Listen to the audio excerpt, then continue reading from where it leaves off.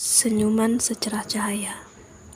Mungkin kalau disandingkan dengan emas, berlian, intan, dan permata, ibu jauh lebih berharga dari itu semua. Maka daripada itu, sayangilah ibu. Kita mulai dari sini. Apakah pernah terlintas di pikiran kalian, kita sebagai anak-anaknya, bahwa seorang ibu tidak mengeluh dengan apa yang dikerjakan untuk anak-anaknya maupun hal lain yang menyangkut tentang keluarganya? Ya, mungkin pernah, dan ada beberapa kata yang terucap dari belah bibirnya.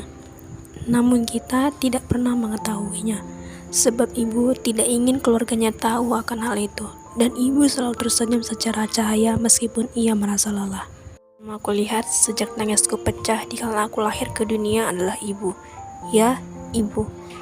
Orang yang rela mempertaruhkan nyawanya demi sang buah hati yang sangat ia cintai.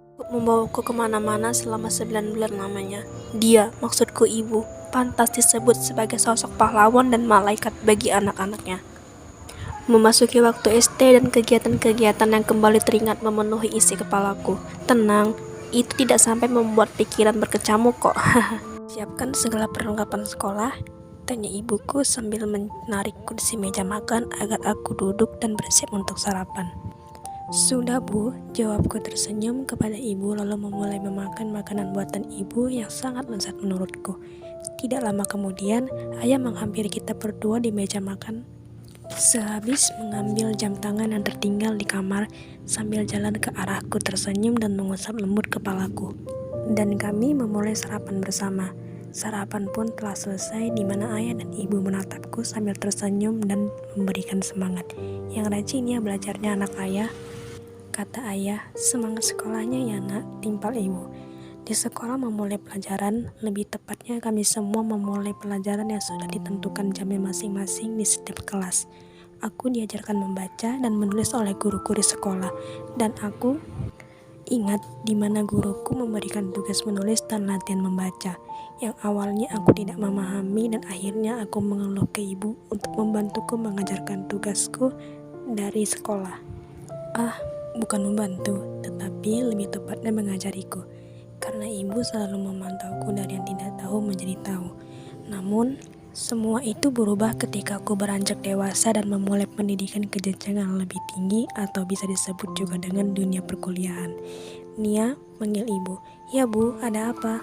Tanyaku. Jam berapa berangkat ke kampus? Kok kamu masih tidur-tiduran? Jam 10 bu, ini kan masih jam 9. Jadi masih ada waktu 1 jam lagi. Tidak usah terburu-buru bu, sahutku yang masih terbaring di kasur dengan mata yang masih tertutup. Walaupun masih ada waktu sejam lagi, kamu seharusnya sudah bersiap-siap. Kamu kan tahu kalau sekitar jam 10 sering macet di jalan. Belum lagi kamu meninggalkan lambat sekali. Oh iya bu, ibu ini selalu saja, kataku dalam hati sambil menggeram sedikit kesal. Ya, begitulah kata-kataku menjawabnya dengan berat hati dan balas. Tetapi walaupun begitu, ibu tidak pernah lelah dan bosan memberitahuku yang menurutku itu adalah sebuah ceramah harian dan setiap saat aku dengar. Terkadang aku heran, mengapa ibu selalu saja seperti itu dan tidak pernah bosan mengatakannya. Sampai suatu saat aku paham dengan maksud itu. Yang artinya ibu tidak mau anaknya sampai terjerumus ke hal yang salah. Maka daripada itu, ibu tidak lelah dan mengatakan itu terus-menerus. Ibu mau anak-anaknya menjadi orang yang berguna, jadi orang sukses yang bisa membanggakannya. Seiring berjalannya waktu, tanpa terasa, aku sudah berada di semester akhir dalam perkuliahan, disibukkan dengan tugas akhir atau biasa disebut dengan skripsi.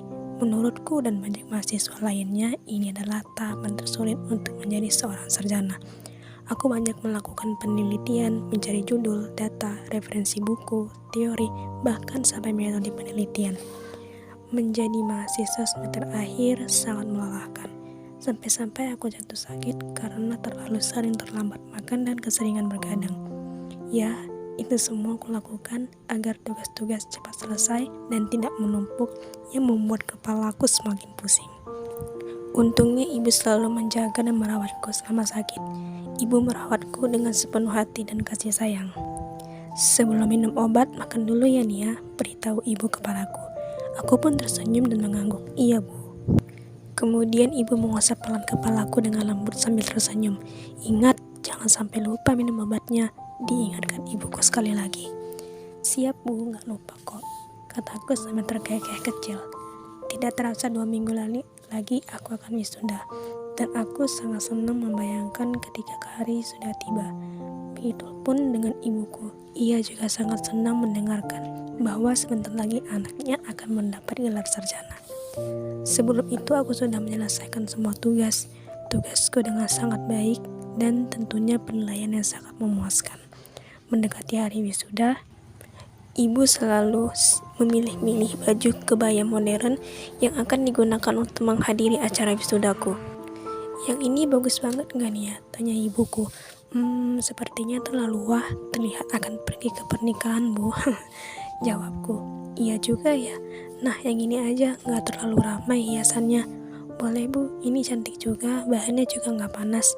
"Iya, ibu suka sekali dengan yang ini." "Iya juga suka Bu, warna coklat saja karena warnanya lembut. Mau gak Bu?" "Mau deh." "Boleh juga, ya udah yang ini aja ya," kata ibuku. "Iya Bu," jawabku sambil tersenyum kepada ibuku. Hari yang ditunggu-tunggu telah tiba, di mana sekarang adalah hari wisudaku yang sangat dinantikan.